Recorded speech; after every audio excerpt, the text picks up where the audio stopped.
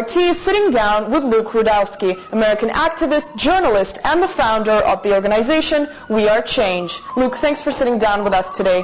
Now, can you tell us more about your organization? What kind of change are you exactly? We Are Change is a grassroots, bottom-up organization that talks about real issues that the mainstream media never even wants to touch or deal with. We are activist journalists going out there asking the hard questions to journalists, corporations, big banks that the mainstream media never even dares to ask, and we get amazing reactions. We put those videos out on the internet, and people get to see true, unedited, real journalism without no corporate sponsors. What are the hard questions? Well, we go up to members of the secretive elite Bilderberg group, and we ask them, we shake their hands, and we ask, can you please tell us what happens when you meet with the world's elites in banking, media, corporations, and government all around the world in secret? And whenever we ask them this question, we get amazing responses. I mean, I literally had people shaking my hand, and as soon as I stopped asking the question, this person just literally walks away from me in silence. You see just a shock on his face, and he walks away without even talking to me after I was just shaking his hand. I actually had Vernon Jordan tell me, we want it secret, we want it private. There's no need for the media to be there. And that's where they set the real policy. I mean, even the chairman of the Bilderberg Group came out recently and said that he helped, the Bilderberg Group helped establish the European Union. And then these people are going to tell me that they don't establish policy. We keep putting them on record. And we get many important things on the record. We confront politicians about the truth behind 9/11. Our confrontation with Senator Joe Biden went viral all over the internet because we asked him what he was doing with the financer of Muhammad Atta before 9/11, after 9/11, and even on the day of 9/11 when he met with Pakistani chief of the ISI, Mahat Ahmed, who financed Muhammad Atta and wired $100,000 to him. We asked him, why were you meeting with the financer of Muhammad Atta, days within 9/11? And he told me, there's diplomatic immunity. We didn't arrest Khrushchev when he came here. But I'm like, this is the hijacker. Osama bin Laden is still free. You know what he told me? He said, get a life, kid. Get out of here. I mean, our work is amazing because we put people on record, and they knowingly lie to us. And we have the documents, we have the sources, we have the video that prove that these people are lying to us. Lying to us. These politicians are lying to us. We confronted hundreds of politicians, even celebrities, and who give us endorsements and support us in what we're doing. But it's key to go out there as real journalists and ask the questions that the mainstream media is not asking. And they're not asking real questions. And for doing that, we get persecution, we get death threats, harassment, and I even got arrested, falsely arrested a couple days ago because of it. What do you think America needs, and why would it want the kind of change that you are offering? Look what kind of world we're living in right now. The wars are continuing. Taxes are getting bigger. The elite are getting stronger. 1% of the population owns pretty much 80% of the world's wealth, and the people, right now more than ever, are getting screwed over by these elitists. And we have to expose that and tell everybody, we are the people. We are the majority of the people. We have the power and authority to do what we want. And we have to start rising up and believing in ourselves and empowering ourselves as human beings. What about the change that the American government is offering? Why is that not enough for you? Because it's not really changed. It's the same policies. People have to understand, even though there's a Democrat now in office than before there was a Republican, the elite institutions like the Council on Foreign Relations, the Trilateral Commission, the Bilderberg Group, they hold power, whether it's Democratic or a Republican president, because they are the institutions of the elite globalists who are running things behind the scenes. It is these people that institute these policies, and these policies are the same. I mean, the wars are continuing. Barack Obama sends 17,000 troops to Afghanistan. He's leaving troops in Iraq. He's bombing Pakistan. That's pretty much the same policies as the Bush administration. He's also keeping Bush documents secret. His Justice Department is not going after the Bush administration, actually protecting them.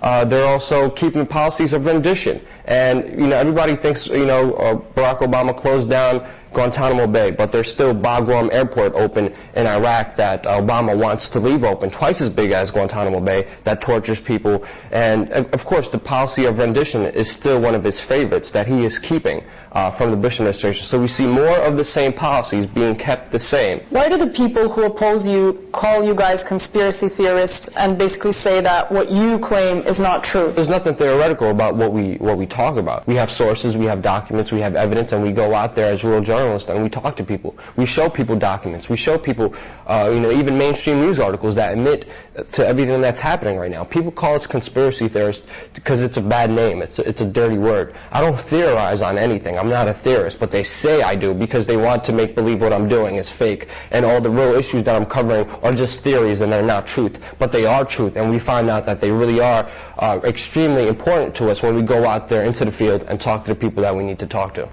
You're one of the organizers of many protests, both in New York and all over the United States. What are you trying to achieve by these protests, and is it really a way to get your point across to the people? I really don't like to say protest. What we really do out there is we go out there every Saturday, and some people call it a protest. I call it a vigil when we go out there. And we have 5,000 flyers, and we have hundreds of DVDs, and we give those out for free to the people, and we talk to people. That is way more important than holding a protest and screaming to each other, holding signs to each other, and we talk to people. We ask them what do they think, and do they know about this, and we show them the documents. We show them we give them pamphlets and DVDs so they can watch home and make up their own mind. You were recently arrested for allegedly trying to question the mayor of New York. What happened there exactly? Why were you arrested? Well, I actually went out to an event that Mayor Bloomberg was doing. Mayor Bloomberg knows me well, very well, because within the last couple of months he actually said if I left him alone, he would help support the 9/11 first responders, all those heroes who are sick and dying. I laid off of it. I stopped trying to interview him. I stopped asking the hard questions to him.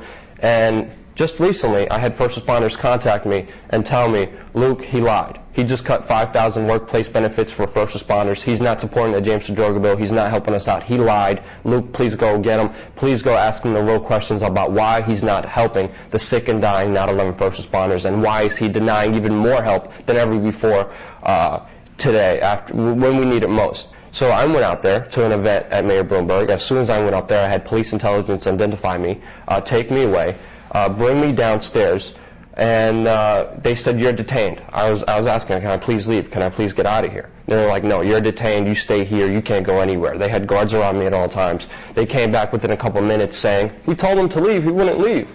And then they arrested me. And then I spent Saturday and Sunday in the bookings. They kept all the video cameras that I had. Everything that happened, they are keeping the video cameras. They're keeping the evidence of what happened that day as criminal evidence. So I don't even have my cameras with me today. My friends who came and were filming me getting arrested, just filming me getting arrested, they were also arrested for criminal trespassing. So it was me and 3 of my friends who are now facing criminal trespassing charges for trying to go out there and ask Mayor Bloomberg a serious question about why is he not supporting real 9/11 heroes who are sick and dying from the government's lie on 9/11. You do a lot of work trying to bring the attention of the American public back to the events of 9/11. And I've personally witnessed a couple of your protests and a couple of your events, and I've seen people often get pretty aggressive about what you were saying and claiming. Why do you think that is? 9/11 is very emotional to many people. Many people were very affected by it. I was. But people don't understand. I mean, the mainstream media targets us as terrorists, as these crazy conspiracy theorists. These guys are crazy and loony. They don't know what they're talking about. But that's not what we're about, and people don't understand us. So I always try to calm people down and make them understand that it was the victim family members who started this movement. We have sources and documents of real evidence that people really need to look at to understand 9/11. We do know what we're talking about. We know what we want. And the family members are not getting the justice. First responders are still sick and dying from 9/11 because they were lied to about their air quality. Would you consider yourself a revolutionary? I don't know what you would consider me. I'm just trying to do as much as I can in my young life to affect the positive changes I can. We raise money to help first responders. We're more of a community grassroots organization trying to help people with education, information, and proper health care for the first responders. The reason I'm asking that is because the number of people, namely freedom activists, tends to be growing. People who say that possibly in the next couple of years there's going to be a sort of a revolution in the United States. What is your opinion on this? People are slowly waking up because they're being more affected now than ever. I mean, and people are seeing that we were right. We were right about the economy. We were right about Barack Obama. When everybody was saying the economy's going to be fine, when everybody's saying, oh, Obama's going to be the biggest change, the greatest guy, the Messiah, we were telling people, no, we have to understand things. And we only know things because we look at their documents. We see what the globalists and elites say. We understand that because we study and research the subject at length. And people see that we have a greater understanding and grasp than the mainstream media. The mainstream media is failing right now. Nobody's buying their newspapers. People aren't watching TV as much as they can. They're going on the internet. And when they go on the internet, they can look at things whatever they want. And they have that freedom. Within a couple strokes of that keyboard, they can look up and know anything they want. And they get a funny feeling. There's something inside, people right now that are slowly waking them up, saying there's something wrong right now. There's something that the government and media are not telling us. There's something that these corporations are doing wrong, and they're going to our website and saying we were right all this time.